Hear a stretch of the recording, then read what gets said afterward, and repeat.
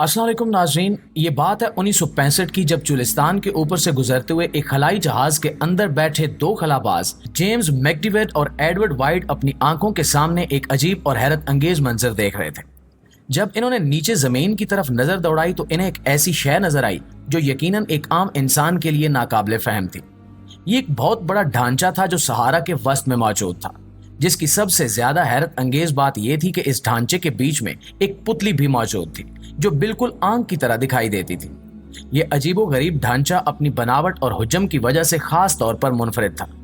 इस मुजस्मे की लंबाई तकरीबन 2 किलोमीटर और चौड़ाई 1 किलोमीटर थी, जो इसे दुनिया के किसी भी आम ढांचे से नुमायां तौर पर बड़ा और अनोखा बनाती है। इसका साइज इतना बड़ा था कि जमीन पर खड़े होकर इसे मुकम्मल तौर पर देखना नामुमकिन था, और यही वजह थी कि इसको सिर्फ खला से ही देखा जा सकता था।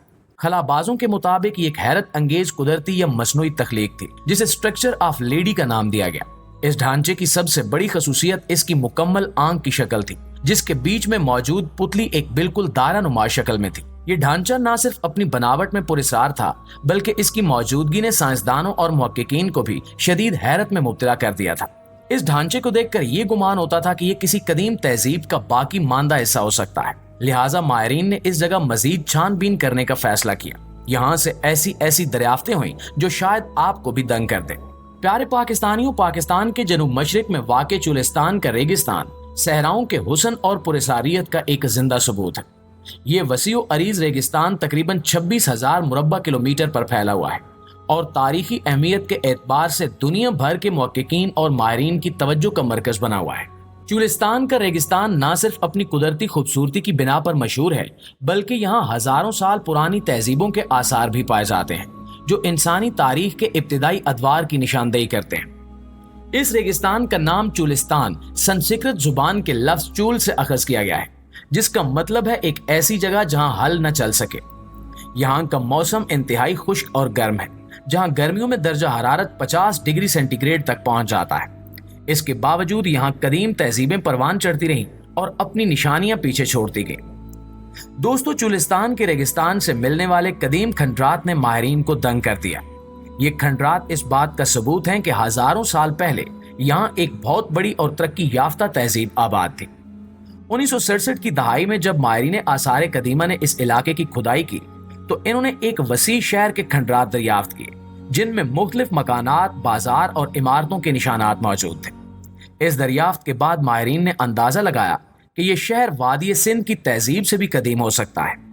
चुलिस्तान में दरियाफ्त होने वाले ये आसार न सिर्फ तामीरात के लिहाज से मुनफरिद हैं, बल्कि इनमें मिलने वाली अशिया जैसा कि मिट्टी के बर्तन और दीगर औजार इस तहजीब के मुआशरती और इक्तिसादी निज़ाम का मज़र है। नाज़रीन, चुलिस्तान के मकामी लोगों के पास इन पुरस्कार दरियाफ्तों के बारे में कई दास्तानें मौजूद हैं जो नस्ल दर नस्ल चलती आ रही हैं। ये दास्तानें आज भी सुनाई जाती हैं और इनमें जिक्र होता है चुलिस्तान के नीचे एक कदीम शहर दफन है। मकामी लोगों का कहना है कि इनके बुजुर्ग अक्सर इन शहरों का जिक्र करते थे और इनकी जुबानी रिवायात के मुताबिक ये शहर किसी बड़ी कुदरती आफत या खुश्क साली की वजह से तबाह हो गया था। चुलिस्तान के इस पुरस्कार शहर के बारे में कहा जाता है कि ये एक वसी और खूबसूरत शहर था जिसकी तामीरात निहायत मुहारत से की गई थी। इस शहर में बुलंदो बाला इमारतें, बड़े बाजार, शानदार मंदिर और अवामी मकामात शामिल थे जहां लोग रोजमर्रा की सरगर्मियों में मसरूफ होते थे। कदीम जमाने में यह शहर अपने वक्त की एक बड़ी तिजारती गुजरगाह का हिस्सा था जहां मुख्तलिफ कौमों के ताजिर आते जाते थे और अपनी मसनूआत का तबादला करते थे। कहा जाता है कि चुलिस्तान के इस कदीम शहर की तामीरात निहायत उम्दा और मुनज़्ज़म थी। शहर को इंतहाई मजबूती से बनाया गया था, जिसकी दीवारें बड़ी ईंटों और चूने से तैयार की गई थी। इमारतों की बनावट से जाहिर होता है कि उस दौर के लोग निहायत माहिर मौमार थे। शहर के अंदरूनी हिस्से में बड़े बड़े महल और रिहायशी मकानात थे जो उमरा और आम शहरियों के लिए बनाए गए थे। मकामी दास्तानों के मुताबिक शहर के मरकज में एक बड़ा मंदिर था जो शहर की रूहानी जिंदगी का मरकज था। इस मंदिर की दीवारों पर खूबसूरत नक्शो निगार बनाए गए थे और यहाँ पर बड़े पैमाने पर मजहबी रसूमात अदा की जाती थी। शहर की तरतीब भी निहायत दिलचस्प थी। इसमें सड़कों और गलियों का एक मुनज़्ज़म निज़ाम था जो शहर को मुख्तलिफ हिस्सों में तकसीम करता था। हर हिस्सा मखसूस ज़रूरतों के लिए मुख्तस था, जैसे बाजार, रिहायशी इलाके, मजहबी मकामात और सनती इलाके।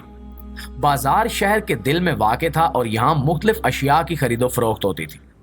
مقامی لوگوں کا کہنا ہے کہ یہاں کے بازار میں دنیا بھر کے تاجر آیا کرتے تھے اور قیمتی اشیاء کا تبادلہ کرتے تھے۔ ناظرین گرامی، چولستان جیسے خشک علاقے میں پانی کی فراہمی اور انتظام ایک بہت بڑا چیلنج ہوتا ہے، لیکن کہا جاتا ہے کہ اس شہر کے باسیوں نے ایک نہایت مؤثر آبی نظام تیار کیا تھا۔ اس شہر میں ایک زیر زمین نہری نظام تھا جو دور دراز سے پانی لاتا تھا۔ اس نظام کے ذریعے شہر کے باسی اپنی زراعت اور روزمرہ کی ضروریات کے لیے پانی کا استعمال کرتے تھے۔ کنوؤں کا ایک جال پورے شہر میں پھیلا ہوا تھا جس سے پانی کی فراہمی مسلسل جاری رہتی تھی۔ مقامی داستانوں میں ذکر ہے کہ یہ نہری نظام نہ صرف شہر کو پانی فراہم کرتا تھا بلکہ یہاں کے کسانوں کے لیے بھی نہایت اہم تھا جو اپنی زمینوں پر فصل اگاتے تھے۔ یہاں پر غلہ جات، پھل اور سبزیاں بڑی مقدار میں اگائی جاتی تھیں جو نہ صرف شہر کی ضروریات کو پورا کرتی تھیں بلکہ دیگر علاقوں میں بھی برآمد کی جاتی تھی۔ چولستان کا یہ قدیم شہر اپنے وقت کا ایک بہت بڑا تجارتی مرکز تھا۔ اس شہر کی گلیوں میں مختلف ممالک کے تاجر اور سیاح آیا کرتے تھے۔ اس کی وجہ یہ تھی کہ یہ شہر قدیم تجارتی راستوں کے درمیان واقع تھا جو وسطی ایشیا، ہندوستان اور افغانستان کو آپس میں جوڑتا ہے۔ مقامی داستانوں میں ذکر ہے کہ یہاں قیمتی کپڑے، مسالے، دھاتیں اور زیورات کی تجارت ہوا کرتی تھی۔ تاجروں کے لیے یہاں بڑے کاروان سرائے بھی موجود تھے جہاں وہ اپنے قافلوں کے ساتھ قیام کرتے تھے۔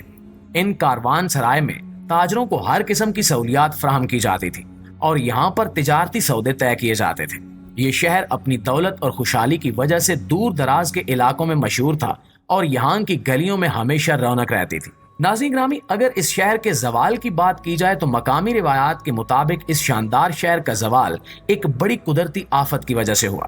کچھ داستانیں بتاتی ہیں کہ شہر خشک سالی کا شکار ہو گیا تھا اور یہاں پانی کی فراہمی کا نظام ناکام ہو گیا۔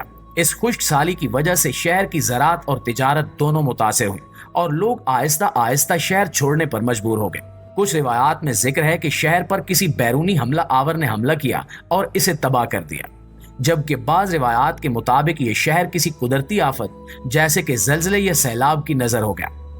کہا جاتا ہے کہ شہر کی تباہی کے بعد اس کے باسی اسے چھوڑ کر مختلف علاقوں میں ہجرت کر گئے اور شہر ریت میں دفن ہو گیا۔ آج اس شہر کے آثار چولستان کی ریت کے نیچے دفن ہیں اور مقامی لوگ ان کی کہانیاں سناتے ہیں۔ آج بھی ماہرین آثار قدیمہ چولستان میں کھدائی اور تحقیق کر رہے ہیں تاکہ اس پراسرار شہر کے بارے میں مزید معلومات حاصل کی جا سکیں۔ یہ شہر نہ صرف پاکستان کی تاریخ کے ایک اہم باب کو روشن کرتا ہے بلکہ یہ دنیا کی قدیم ترین تہذیبوں میں ایک حصہ بھی ہو سکتا ہے۔